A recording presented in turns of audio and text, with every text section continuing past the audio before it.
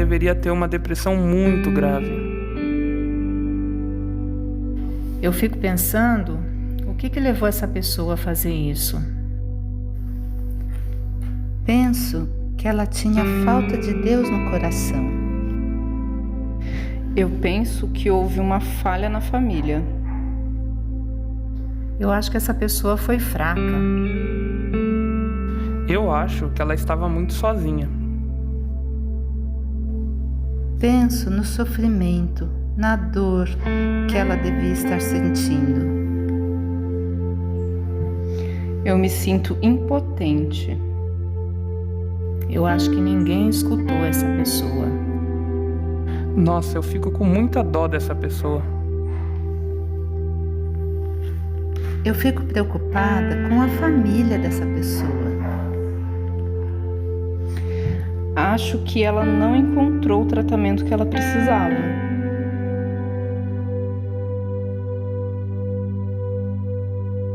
Então, como vocês puderam ver nos relatos acima, o suicídio é um fenômeno bastante complexo, né, que ele envolve vários fatores, desde questões biológicas, psicológicas, culturais, religiosas. E se você perguntar numa sala para 30 pessoas, 5 delas já pensaram em suicídio. Então é um pensamento que faz parte da natureza humana, né? Então os dados mais recentes de uma pesquisa aqui no município de Campinas, no período de 2015 e 2017, mostrou que 8,2 em cada 100 mil homens morreram por suicídio. Em relação às mulheres, são 2 mortes em 100 mil habitantes, né, em 100 mil mulheres.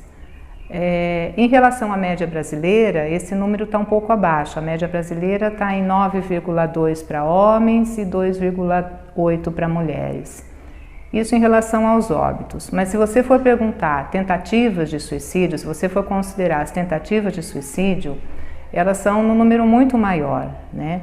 E elas têm acometido a faixa etária de 15 a 19 anos. Então, em Campinas, a gente teve 60 tentativas, né? 60 pessoas, 60 adolescentes tentaram suicídio numa população de 100 mil habitantes.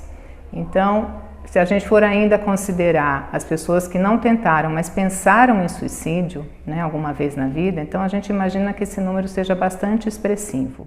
Embora a gente não possa prever quem ou por que alguém vai cometer suicídio, vai pensar em suicídio, tem alguns fatores de risco que a gente consegue identificar nos atendimentos, nas consultas em saúde, né? Então vamos ver quais são os fatores de risco para o suicídio. Presença de transtornos mentais como depressão, esquizofrenia, alcoolismo, relato de ter sofrido maus tratos e violências ao longo da vida, situações de clínicas muito incapacitantes, com muita dor, alguns fatores psicológicos, tentativa de suicídios anteriores, situações estressoras motivadoras. E como podemos identificar se alguém está pensando em suicídio? Alguns sinais de alerta podem nos ajudar, enquanto profissionais de saúde, para a gente identificar quando alguma pessoa está pensando ou está correndo algum risco de suicídio. Pessoas que começam a ter mudanças na sua rotina, né? Rotina do cotidiano, com diminuição do sono, ou mudanças na alimentação, mudança nos hábitos gerais da vida cotidiana, ou pessoas que começam a abusar um pouco mais do uso de álcool, do uso de drogas, né? Pessoas que começam a ficar mais retraídas, se isolam, seja no ambiente de trabalho, no ambiente familiar. Pessoas que têm se apresentado mais irritadas, né, com as coisas do cotidiano, sem paciência. Ou pessoas que vêm dizendo de um sentimento de impotência, de desesperança com a vida, de menos-valia. Ou pessoas que têm um histórico familiar de já terem passado por uma situação de suicídio.